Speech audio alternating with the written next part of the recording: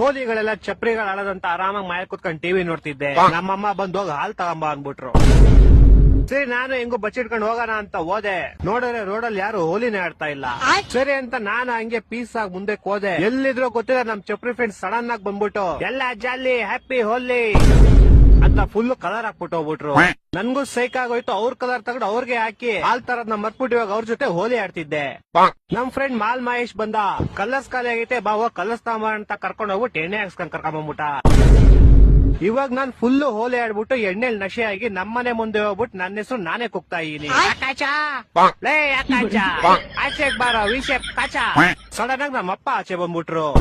ನಮ್ಮಪ್ಪ ಯಾವ ನಶೆ ಮಾಡಿದ್ರು ಗೊತ್ತಿಲ್ಲ. ಆಕಾಶ್ ಇಲ್ಲಪ್ಪ ಎಲ್ಲೋ ಹೋಗೋನೆ ಅಂದ್ರು.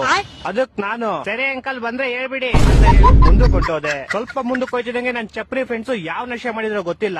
ಮತ್ತೆ ಬಂದ್ಬಿಟ್ಟು ಎಲ್ಲ ಜಾಲಿ ಹ್ಯಾಪಿ ಹೋಲಿ ಅಂತ ಕಲರ್ ಹಾಕ್ಬಿಟ್ಟು ಹೋಗ್ಬಿಟ್ರು.